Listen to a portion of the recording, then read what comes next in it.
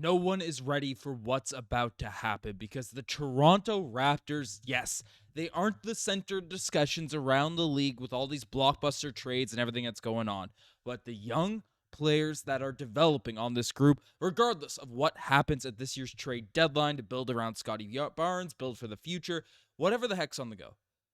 The young guys on this Toronto Raptors team are absolutely flush with potential. And tonight, against the New York Knicks, while it was a loss on the win-loss column, a night closer to capturing a flag versus, the take, we'll see the actual official direction that the team takes following this year's trade deadline. What we got to witness tonight was special. The effort, the energy, the just passion and poise we saw from the young guys facing up against one of the best teams in the NBA. I am just overjoyed. I am enamored with this young core, and these games are fun. These games are exciting to watch once again. So shout out, before we done it, just shout out to this young group because this was great to see. No one's ready for this young core that's about to develop and about to blossom in the seasons to come for the Toronto Raptors. But again, folks, if you are part of the 67% of our viewers that haven't hit the subscribe button just yet, hit that sub button because we have lots of vids coming over the next couple of days for this crazy NBA trade deadline and everything that's been going on. But folks, shed heads unite. Shed heads come out. Come out of your cave. Like Jamal Shead tonight, the bench of this Toronto Raptors group was a joy, was something very, very pleasant to watch. I mean, it was a loss 121 to 115 to the New York Knicks. A lot of this game, the Raptors were down. It was a little bit ugly, especially, the third there, the early second half. But the bench unit came together for this Raptors group was just something to behold. Something to witness. It was a great, great moment for this young team. And the first guy that we have to talk about is Jamal Shead, who tonight had 16 points in this one, 3 rebounds, had 9 assists. Immanuel Quickley, of course, playing with a minutes restriction after just coming back from injury. Jakob Poeltl ended up getting the start out there in the guard position alongside Immanuel Quickley, but it was Jamal Shead who really, and Jakob Poeltl we'll talk about, who also had an awesome game, but Jamal Shead, he is proving why he was coined the title of Steal out there in the offseason. The 45th pick in this year's NBA draft,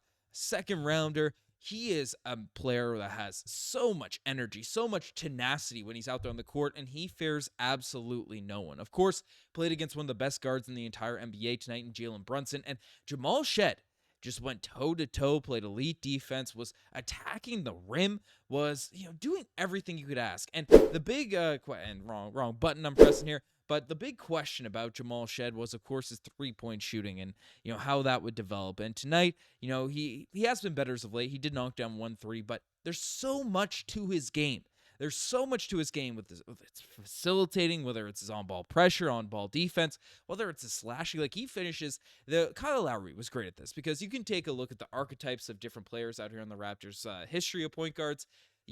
Jamal Shead, Fred VanVleet, Kyle Lowry all had very similar frames. Very stocky, very tenacious, very aggressive guards out there. And Fred VanVleet, of course, was an all-star. This is not a slight at Fred VanVleet, but he was nowhere near the finisher that Kyle Lowry was around the basket. Using his frame, using his size, using his center of gravity to, knock down shots. And Lowry also had floaters. He just had a massive bag between 0 and 5 feet from the basket. Jamal Shead, of course, isn't Kyle Lowry by any stretch of the imagination yet.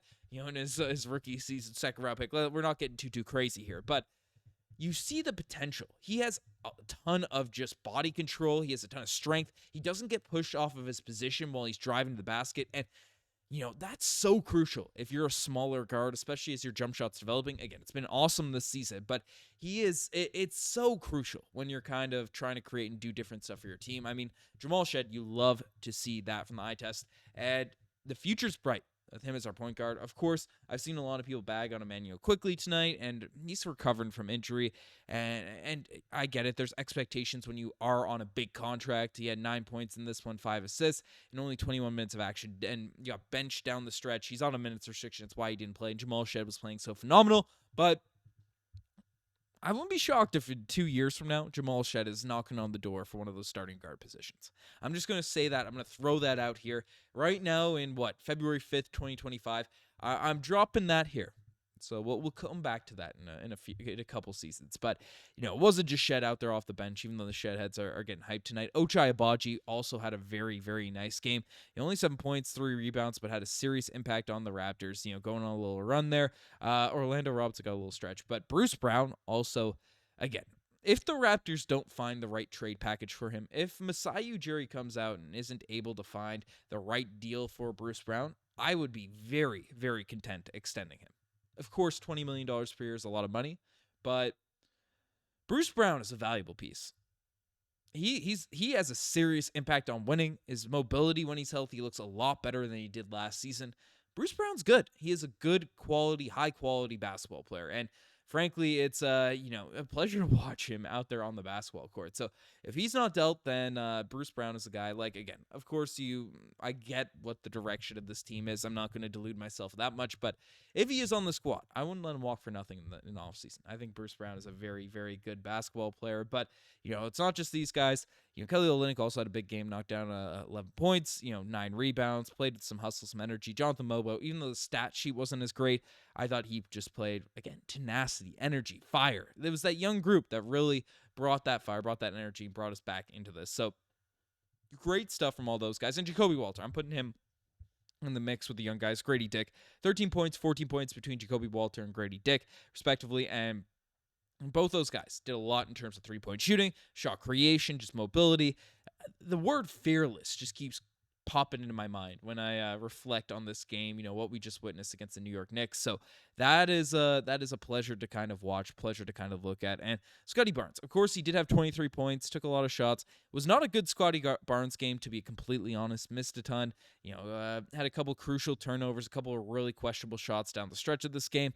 But again, Scottie Barnes, development for him being the number one option. Needs to become a better shot creator at the end of games. But Jakob Poeltl also, I saw some conspiracy theories going on about Masai Ujiri pulling Jakob Poeltl from the middle of this game, and we're not going to dive into all that, but Jakob Poeltl did leave halfway through this one with a hip pointer issue. He was moving pretty tough out there at the beginning of this game, and 5 points, 2 rebounds, 2 assists. 50 minutes of action. He was not playing a ton, and he left in the second half. So that's kind of the reality with everything that's going on. But I just want to give some praise. I want to give a big shout out to first Masai Ujiri for finding Jamal Shead. Masai for finding this man, Jamal Shead out there in the second round. Jacoby Walter, Gradey Dick. Like, again, none of these guys made the Rising Stars teams. These aren't guaranteed Rookie of the Year candidates by any stretch, but in terms of the value, especially in a draft that was regarded as one of the worst in NBA history, Masai Ujiri found 4 guys that are legitimate NBA high upside players. So a lot of credit there. The future of this team is very, very bright, and it's probably one of the reasons why the Raptors should lean into getting some draft picks, because, of course, Masai Ujiri could just find absolute diamonds in the rough. But let me know what you guys think about this game, about the Toronto Raptors' direction. No one's ready for what's about to happen with this Raptors group. Anyways, I'm signing out. Cheers.